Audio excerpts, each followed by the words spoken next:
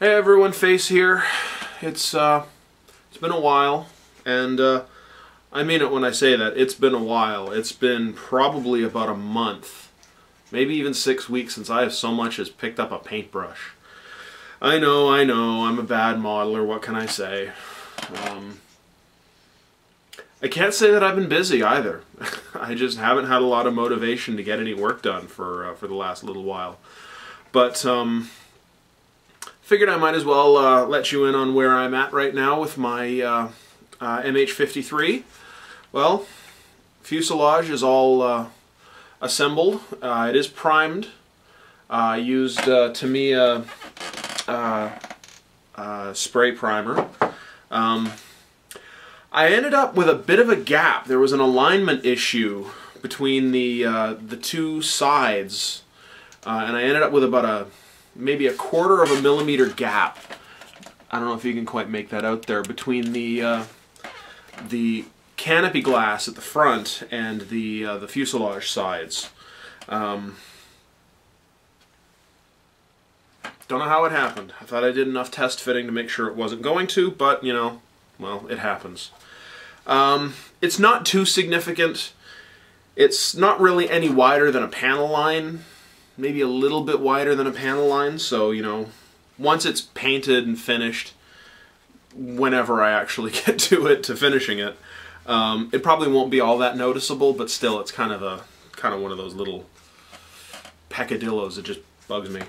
Otherwise, all the rotor blades are all finished. The rotor hub is finished. A little dusty. Like I said, it's been about a month since I've done anything. The engines are close to ready to paint. I've got to do a little bit of rescribing for some of the panel lines that were erased because when I sanded and took care of the seams. Other than that, not a whole lot else to say. If any of you watched my last video that I posted about my RC plane, I haven't even had a chance so much to fly that thing yet. My parents live about 30 minutes from here, and getting out there sometimes in the daylight, well, days are getting shorter now, so there's not a lot of time to actually fly it. Especially since I'm a night owl, I tend to sleep late, so you know, I'm pissing away half of the day. However, I am getting a little bit of practice thanks to this. Anyone who wants to learn how to fly an RC plane, I cannot recommend this highly enough. I bought this at the hobby shop where I bought my plane. It is a fully functional RC flight simulator. It's called Real Flight, the RC Flight Simulator. This is the G5 package. It comes with the software, and best of all, a fully functional control box that plugs into your computer via a USB cable. You actually fly the plane on the screen using this the same way as you would a real RC aircraft. It's got all the bells and whistles, all the switches. It's simulating I think a 5-channel controller. No, scratch that, an 8-channel controller. So you've got controls for obviously throttle, rudder, pitch, yaw, roll, etc. But you've also got for landing gear, flaps, and a couple of other options.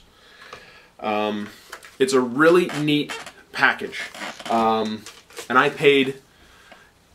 I want to say I paid too much money for it. I didn't. I did not pay too much money for it. I got a really good deal. But I spent too much money. I don't know if that makes any sense. I'm glad I bought it, but it kind of screwed me financially for the next couple of weeks. Anyway, like I said, I bought it at the local hobby shop. It was $225 Canadian, which at the current exchange rate is about $224.95 US.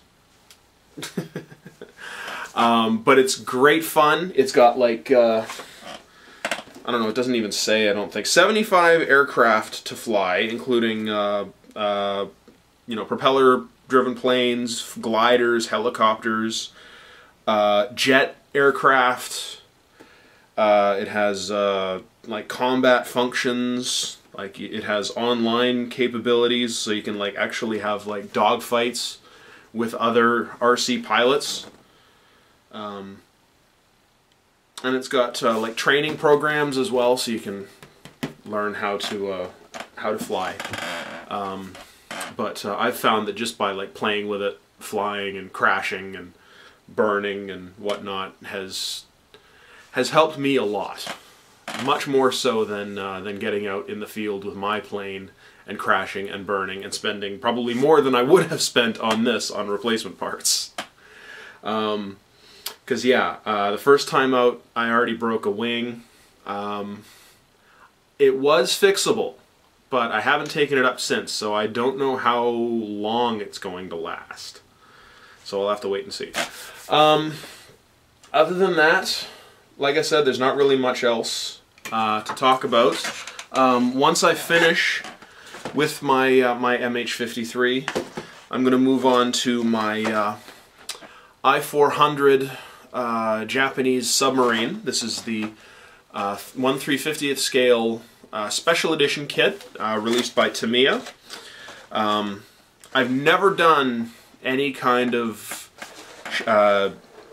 sea vessel, any ships or anything of any kind before, so this is going to be something pretty different, but I've taken a good look through it and it looks like it's going to be a lot of fun and not overly difficult. This is, like I said, this is the special edition set, which includes some extra photo etch parts, as well as, for those of you who aren't familiar with the Japanese I-400 submarine, it was a very late design in World War II. It was intended to be basically a submarine aircraft carrier. It had a small hangar with 3 Seiran float planes in it. And this particular kit, the hangar is molded in clear plastic, so if you wanted to, you could show off the inside of the hangar, though I probably won't because, well, I want to make a model that actually looks like a model and not, you know, not look like a toy. But yeah, this version has extra photo etch railings and a few other odds and ends, as well as, I believe it has some torpedoes, like little turned metal torpedoes, which will be kind of neat. So yeah, that ought to be fun to get cracking on. I'm gonna see if I've got the day off tomorrow, so I'm gonna see if I can't get out to my parents' house and have an actually successful flight. Hopefully, the lessons I've learned from this will come through, and I won't totally kill my plane because it was expensive, and yeah, I can't really afford to replace too many parts for it. But anyway, so yeah, that's about all that's left to say. So thanks for watching, and I do hope to get back to work as soon as I get motivated, but it's getting into layoff season pretty soon where I work, so I'm sure I'm going to have more time than I know what to do with, and then, well, I'll get back to modeling inevitably. So anyway, thanks for watching, and happy modeling.